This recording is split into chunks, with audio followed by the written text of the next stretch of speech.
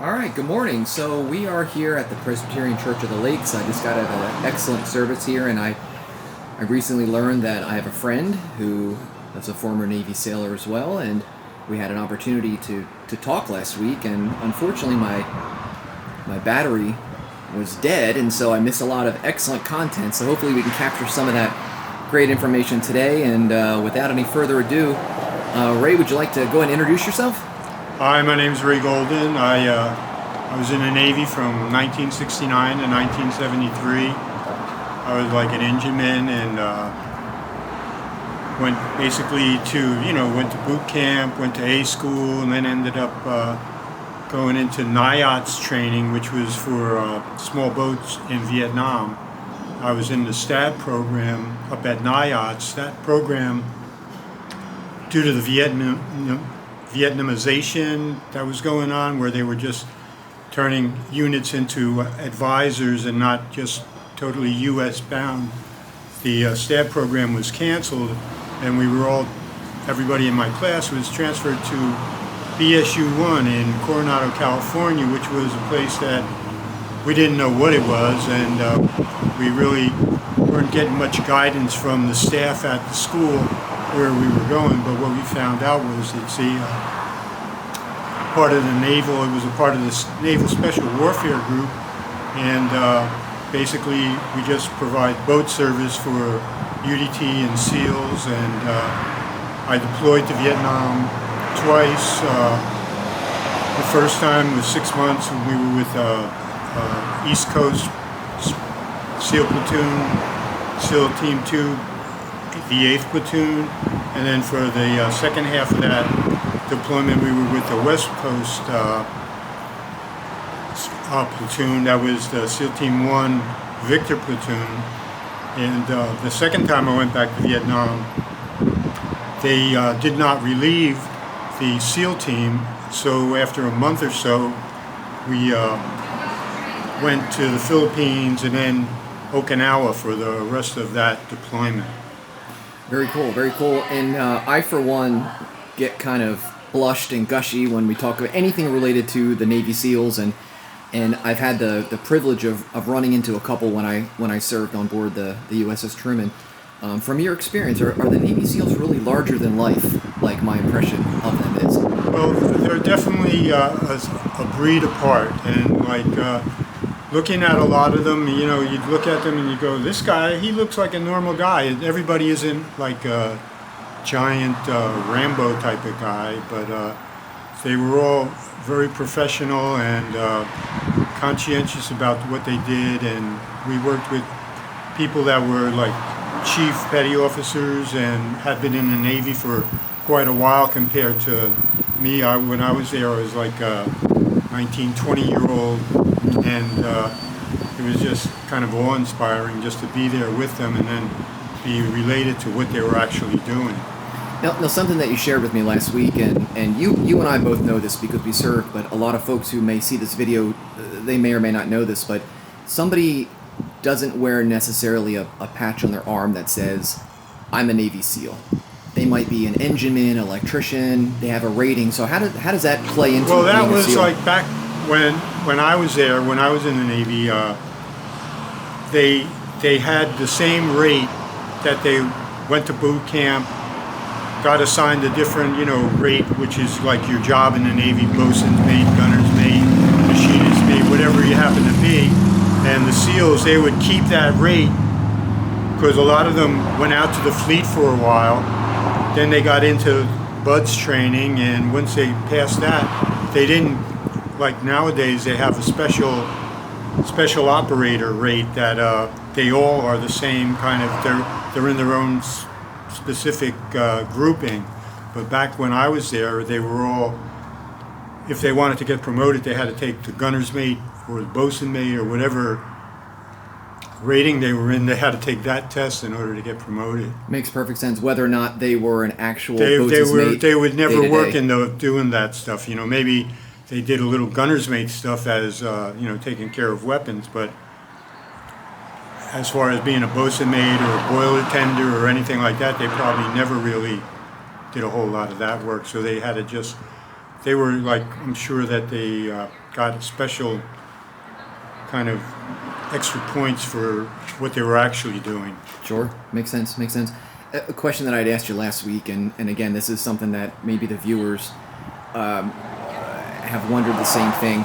Frogman, UDT, Navy SEAL. What's the difference? Where's the overlap? Can you share what you know about that? Well, when I was there, the UDT was the forerunner to the Navy SEALs, and then they had other units that were like during World War II before UDT. But I think from the Korean War on, it was UDT, and then the SEAL team was established in 1961 or 1960, I think, by President Kennedy.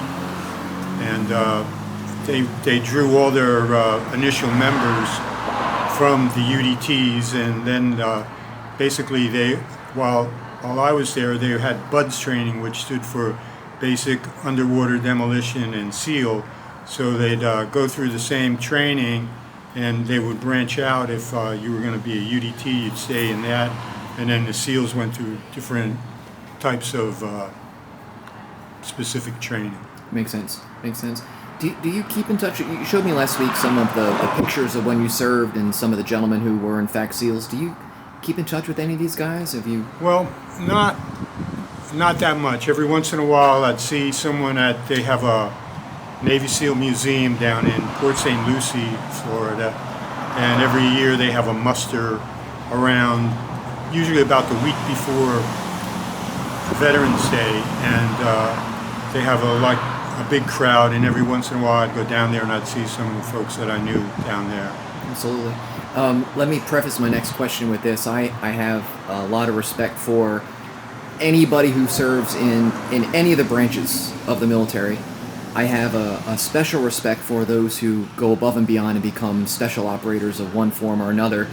With that being said, in your humble opinion, Navy SEALs, Green Beret, which one's tougher? Well, I would have to. In your honest opinion, I have to go with the Navy all the time. I mean, like I'm a Navy guy, and so that would be mine. I mean, the job that I had has evolved from where it was a matter of you volunteered, you got assigned to that billet, that duty station, and that was yours. But now they have what they call SWCS, that are Special Warfare Combatant Crewmen, which go through a much more rigorous training. I always, when I go to anniversaries or stuff like that, I would just say, well, I was one of these guys before they really had standards. Sure. Makes sense.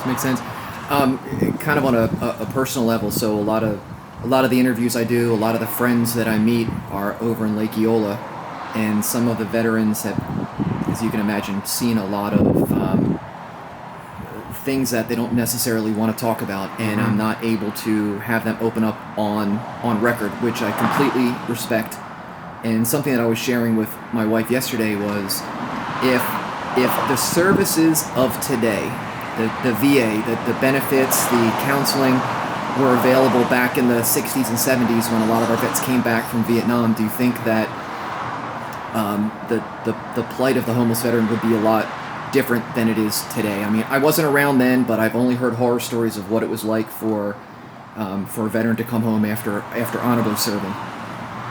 Well, I think that a lot of times with the VA, you have to jump through so many hoops, and if somebody's struggling with like mental, emotional kind of issues, it makes it that much harder for them, and a lot of times they just didn't know that they could reach out to veterans organizations that would have been willing to escort them through these processes, and but I just think it is certainly, I hope it's gotten easier to get the kind of treatment that people need nowadays. And I'd like to say this just because I'm thinking about it right now, and it's kind of hitting me hard. I know that when I was younger, and maybe speaking for a certain percentage of the population who sees a homeless person on the side of the road, and maybe they're wearing a military hat, maybe they're wearing a flak jacket or something, and it says, homeless vet, God bless, please help. It's very easy to drive by and say, get a job, or you made poor life choices. You are where you are because of what you did.